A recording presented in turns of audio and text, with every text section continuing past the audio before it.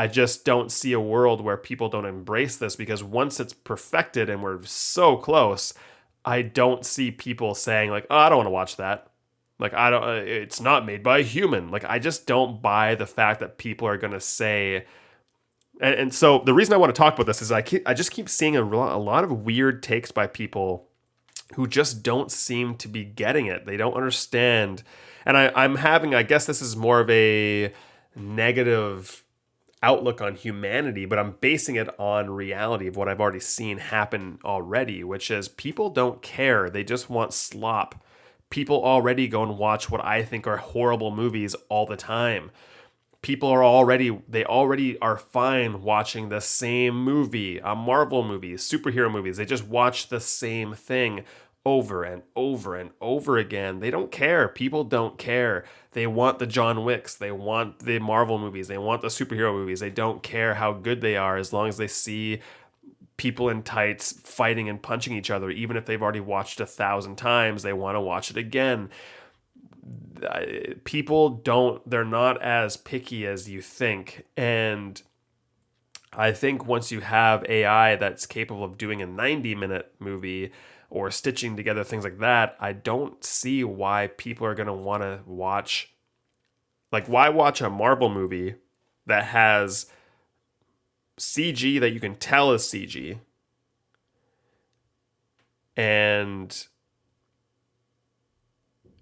why watch that when you could watch another Marvel movie that has photorealistic CG, where you can never tell when the actor is CG or not, or when the character you're looking at is fake or real? Why would you want that downgrade? I just don't understand why people are going to be like, nope, a real person didn't work on that, so I'm not watching it. Like, no way. There's no way. That's that. I see that happen in so many comments. People are like, oh, there's no way people are going to embrace AI. People are not going to watch AI because AI is made by machines and it doesn't have the human touch. And I'm like, who? I don't see that. Unfortunately, as much as I would like to think that, I don't think that that's going to matter to people, because I don't ever see someone watching a movie. When someone watches a movie and they're saying all the reasons they think it's good, it's, oh, the shot was good, the visual effects were good, the writing was good, the acting was good. No one ever says, I really like the thousands of people that hand worked on that visual effect. The fact that humans made it is really what made me like that movie. No one ever says that. They say the effects were good. They don't care about the human touch. If you show someone something that looks amazing, they're going to like it. And AI can do it. Already they can do it. They can already do something that looks 10 times better than any human can make. If you ask a human to make a CG dog roll around in the snow and AI to make a dog roll around in the snow, you will A, either not be able to tell the difference, or B, which is what I think more so the case, you're going to prefer the AI one because the AI one looks way better. So if you have a movie with AI stuff in it, I don't think people are gonna care. I don't. What's the human touch have to do with it? And I'm speaking as an artist. I'm speaking as someone who this affects directly. If you want to watch a movie that was written by me or a movie written by an AI version of me, who cares? Like, no one. I don't like. If you can't tell the difference, I don't understand why the human touch comes into the discussion. It's like, oh, I'm not watching that because a human didn't write it. It's like, but you can't tell the difference. If you literally cannot tell the difference, what does it matter? And that's what I think is the scary thing that a lot of people don't see coming, is the fact that you're not going to be able to tell the difference. And it's really crazy. I'm seeing. I actually I wish I took more screenshots, but I have this one in particular that I saved here, and it says. This is from a guy named, I don't know him, he just showed up on my Twitter feed. His name is Mac Martin. But he says, I think we are very near a time when we rarely watch a movie in common. Instead, we will create a prompt for the type of movie we want to see. It'll be generated and potentially never watched again by anyone. The reason I picked that out is because that's exactly what I said was going to happen a year ago. A year ago, I wrote that thing called In the Future, and it was describing where I see things going. The amount of people that I now see saying what I already said is unbelievable. It's crazy. They almost word for word, people are saying what my article says. So if you want to go read that, it's called In the Future. I posted it on Medium and on Patreon as well. I thought it was very, very realistic to what's going to happen. I do think it's pretty spot on to what people are saying now that video is coming to the equation. Now, there's lots of people. So I do follow this other person who said. There's a lot of people who keep saying, like, here's a response. They say, for those, this is a tweet. So someone said, for those who still need to hear it, being inspired by something you saw and processed via ocular meatballs and gray matter isn't the same as downloading a bunch of other people's images off the internet, compressing them into AI model for profit. Someone responded to that saying, another big difference is meaning. There is no meaning to what comes from AI art generators. Art made by artists is deliberate. Every placement has meaning. It's a story a human is trying to tell other humans. AI is just empty, randomized gibberish. I don't agree with that. And I'm not defending AI. I'm an artist. This directly impacts all of the things that I do.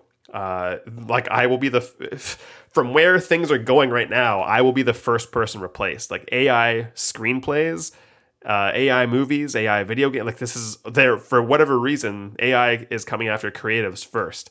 But I'm just seeing what's happening. I'm just kind of observing what's happening, and I don't agree with that sentence. I don't agree by that.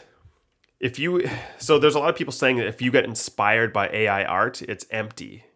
And I'm like, well, what's that? I think you're shortchanging art in that sense, because in my opinion, it's not up to anyone to tell anyone else what you get from anything. If I pour myself some soup and I look down at the soup and the way the tomato is cloudy with the water and the noodles, whatever it is I'm eating, if I get inspired by that, that's not art. I just poured soup in a bowl. That's not art. That's just life. But I can still pull meaning from that, even though it inherently is meaningless. But I can still be inspired by it. So just in the same way that I can pour a bowl of soup into a bowl and be inspired by it, I can also be inspired by something that AI makes. If AI is making a really cool looking scene, regardless of whether or not it's stealing from 100 different artists, you can still be inspired just as much, in my opinion. And I don't think it's empty. I don't think it's bad. I think you can pull inspiration and creativity from anything, whether it's made by humans or not. I think we put too much. We think humans are these unique, beautiful snowflakes, and I personally don't think that is very true. I think that even if you look at things like psychology, there's only 10 or 12 different personality types. Like we base almost everything in life around the fact that humans aren't special. We lump all of our systems and laws into the fact that there are categories of human beings, and there's not a million or billion. There's 10. There's 10 different types of people, and you can base entire careers off of that.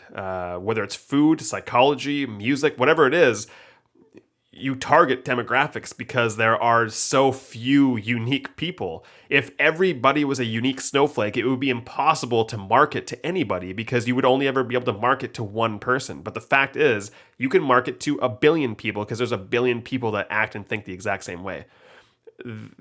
We are not that unique. We don't need to have a screenplay written by someone because they're pulling from their unique lived experience of being a struggling black person in the 60s. It's like that. There's probably there's 1 billion of people with that same kind of upbringing that they could write a screenplay and tell their story. But it's like we don't need, that individual story is not that unique.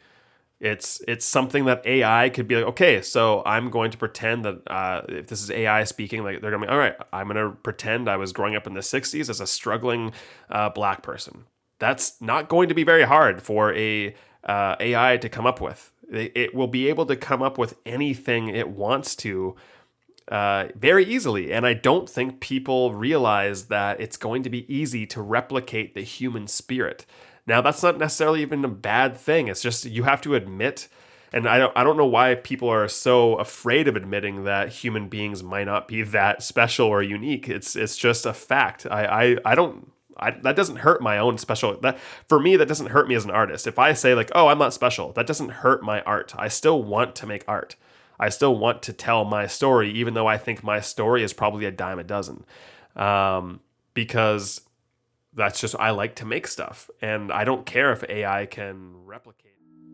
Hey, thanks for listening to this clip of my podcast. I publish new episodes on the last Friday of every month at 12:45 p.m. PST for all premium members of my Patreon. My name is Cooper Bebo. I'm an actor, writer, and producer of film, television, and video games. Head to patreon.com/CooperBebo. You can sign up for free, get access to my blog, or you can toss me a few dollars if you want to support me and get special bonuses like this very podcast, or you can subscribe to my YouTube. You'll continue to get free clips and a brand new video every single Wednesday. So whether you like to watch, listen, or read, I've got something for everyone. I've also got a video game called Billy Saves the World. Please check that out on Steam right now. I've got movie projects in the works.